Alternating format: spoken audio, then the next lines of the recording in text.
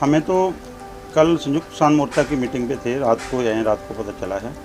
तो ये कह रहे हैं भी अनुशासन तोड़ा है।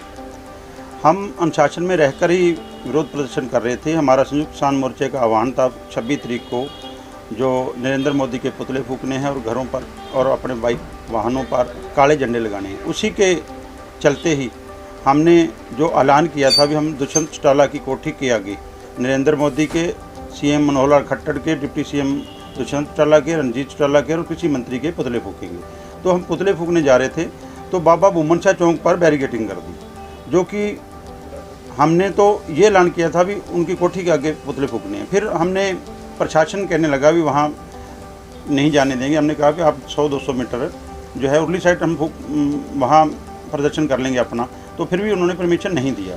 तो हमने बैरिकेड तोड़ के अपनी मर्जी से जहाँ हमने स्थान कहा था वहीं रुके हैं। पुलिस के रोकने से नहीं रुके। बहुत अनुशासन में हमारे युवा साथी भी साथ थे। सभी ने अनुशासन का पिक्चर देते हुए वहीं ही पुतले का दहन किया है जहाँ हमने उनको बोला था। उस दौरान किसी भी हमारे किसान साथी ने, हमारे युवा साथी ने किसी पुलिस वाले के ऊपर कोई भी किसी तरह का कोई ऐसा हमला नहीं किया, कोई ऐसी चीज़ नहीं की। आराम से बैरिकेड को साइड में करके हम आगे चले गए। तो एक इतना बड़ा इशू बनाना, और दूसरा नंबर वो मान लो डिप्टी सीएम का निवास है वहाँ, तो कितने महीनों से वो बैरिकेड बाबा बुमन शाह चौक पर लगाए हैं। वहाँ भी तो जनता की आज़ादी है, वहाँ भी लोगों के घर हैं। वहाँ ना किसी को आने दिया जाता, ना जाने दिया जाता, रोजाना की परेशानी है। और हमने प्रदर्शन डिप्टी सीएम की कोठी के आगे करना था, ना कि बाबा बुमन शाह। बाबा बुमन शाह हमारे पवित्र बाबा जी हैं, उनके चौक में क्यों पुतला फूकेंगे हम तो डिप्टी सीएम के कोठी के सामने पुतला फूकना था ना। इसलिए हमने वहाँ जाना ही था और गए हैं। और दूसरी बात रही पर्चों की, एफआईआर की, पहले भी 3-4 हमारे ऊपर हुई है।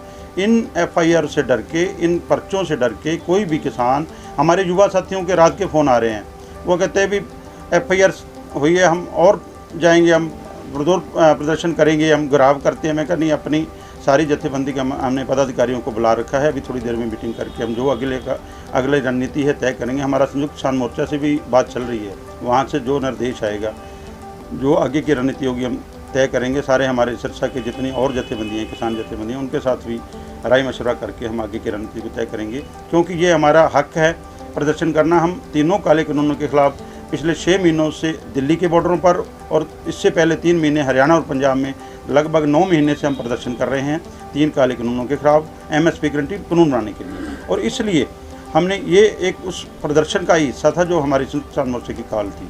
हमने ऐसा कोई काम नहीं किया। जैसे मैं बयान पढ़ रहा था अखबार में भी, वो किसान जत्थेबंदियों ने कहा भी हम शांत रहेंगे। हम शांत थे, हमने शांति भंग नहीं की। हमने किसी तरह की कोई शांति, आगे भी शांति से रहेंगे, लेकिन शांति से रहने के साथ साथ कोई भी बीजेपी, जेजेपी का और इस सरकार के साथ तीनों काले कानूनों के हक में हो, किसानों के खिलाफ हो, उसको कहीं घुसने नहीं देंगे। उसका पुरजोर विरोध करेंगे, चाहे कितने भी बैरिकेड तोड़ने पड़े। हम उसको शांतिमय तरीके से उसको काले झंडे दिखाएंगे। किसी को वहाँ किसी गांव में, किसी जगह पे, किसी प्रोग्राम पे किसी को घुसने नहीं देंगे। आज हम वहीं के वहीं हैं। जब तक हमारे तीनों काले कानून रद्द नहीं होते, हमारा प्रदर्शन ऐसे ही जारी रहेगा। चाहे कितनी मर्जी सरकार हमारे ऊपर केस कर ले, कोई मर्जी हमारे को यातनाएं दे ले, चाहे लाठीचार्ज करे, चाहे गोली मारे, हम पीछे हटने वाले नहीं।